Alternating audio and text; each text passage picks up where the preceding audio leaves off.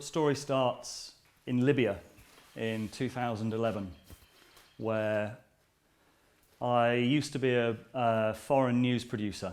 So I was in Libya for the fall of what turned out to be the fall of Gaddafi's regime. The rebels were coming into Tripoli, there was gunfire in the air. We got into Gaddafi's compound and we're there with the Gaddafi's tent, which had been burnt. Rebels are firing their guns in the air. There's a couple of times in my life where I felt like I'm in the middle of history. This feels like an amazing place. And I got my phone out and I called my parents. I was like, I just want to get them to hear like all the guns going off, this kind of amazing moment. And I got my mum on the phone and I spoke to her and I was like, look, listen to this is amazing. And then literally surrounded by kind of, this incredible moment. And she started crying and I was like, what's the matter? And she said, I'm at the hospital. Your dad's just been diagnosed with cancer. We don't know too much, but we know it's bad.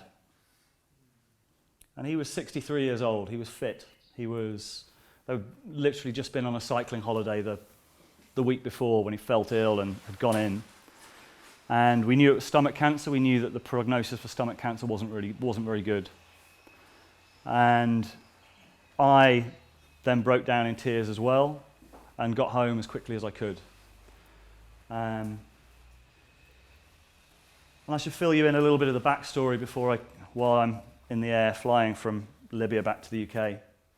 I never got on well with my father. We always fought. And throughout one of the primal memories that I'm sure I've shared with a few of you today is that I remember the thing that I realized later when I did a lot of men's work that annoyed me. I knew I fought with him. I didn't really know why until it was later on I contextualized it and I understood it. And it was because he was a sort of 70s, 80s new man. He really wanted to be different from the father figures of his past.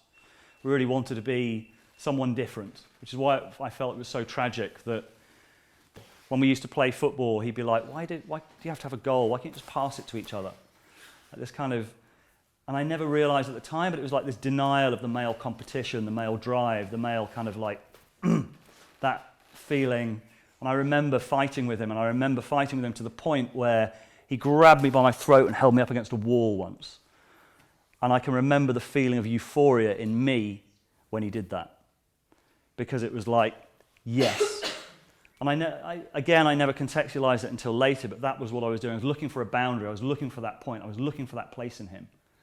And I found it. And I know from my mum later that it really traumatized him. Like he really struggled with that. The fact that I pushed into that, the fact that he realized he had that in him. And he really struggled with it for a long time afterwards.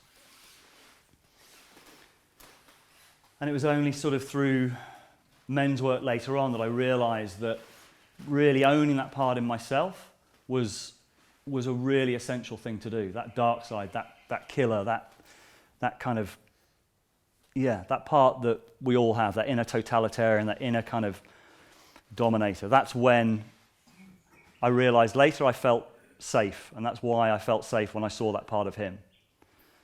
So a bit of context. So now I've landed in London and going to Southampton, and I arrive at the hospital and I see my father and I go up to him and I just embrace him. And I keep embracing him. And my friend who's brought me to the hospital realizes after about 5 minutes of this hug that he's in the presence of something really special. And he takes a picture of it, which is now on my wall at home, like this amazing picture.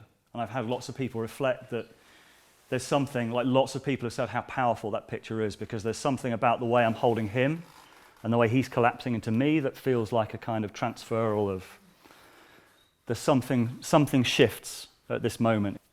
And then after that, I realized, I thought, he's going to be gone he was given 3 months to live, basically, after that. He went back into the hospital, they did tests, he said, you've got 3 months to live.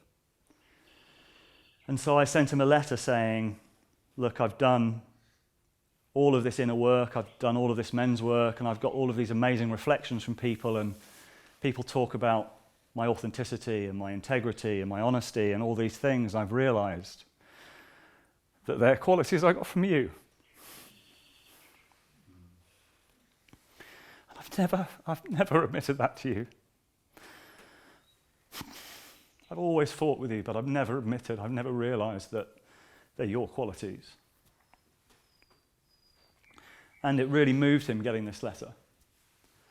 And after I then thought, well, why the fuck doesn't everyone do this? Why doesn't everyone? He's got 3 months to live. So I then got in touch with all of his friends from every period of his life. I got in touch with the family. I said, look, he hasn't got long to live. So if you've got anything to say, you might as well say it now. And these letters started coming in. And he got very sick, and my mum ended up sort of reading a lot of them to him in his bed. And there was all of this amazing stuff. What was extraordinary is that he viewed himself as a failure. His core wound was that he believed that he was a failure, that he'd never really achieved anything. And all of this stuff started coming back. He was an arts officer for the council, and we got stuff back saying, the Theatre Royal in Winchester wouldn't exist if it wasn't for you. The Southampton Film Festival would never have happened if it wasn't for you. You started the street parties in the road. A generation of children grew up knowing what community was because of you. And all of this amazing feedback.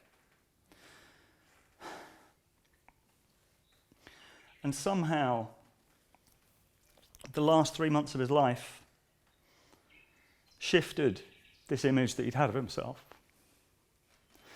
This feeling of being a failure. And it was an incredible gift that was catalyzed just by that moment, I think, in the hospital. That healing, that moment of connection. And I don't fully understand it, but I believe that, and I'm sure that would never have happened if I hadn't been able to heal that place in myself that was still in conflict with him. The work that I'd done, this kind of work, the men's work. We were all there when he died, just before Christmas 2011. And it was an incredibly emotional moment. It was an incredibly emotional time. It was an incredible cathartic time. It was an incredible precious time for us as a family. And I've told this story before, and I think it's one of the most precious periods of my life. It's one of the most precious things I've ever been involved with.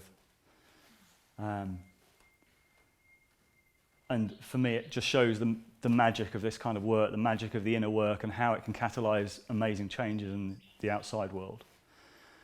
And usually this is where the story ends. But that's not where the story ends. Because I realized afterwards I'd internalized his image of himself. That up until this age of, 36, when he died, I believed him. I believed his image of someone who was a failure. And so that period of getting all these reflections and realizing all of this amazing stuff my dad had done. By the time he was my age, he had 3 kids. He'd created an art centre in Southampton. He created the Southampton Film Festival. He'd say he'd done this incredible stuff by the time he was my age. And it completely shifted. That was really tough. To then realize that this guy that I thought was a failure had achieved far more than I had at that age. And so the next 5 years have been an incredible up and down journey for myself. To Michael. Thank you. Beautiful.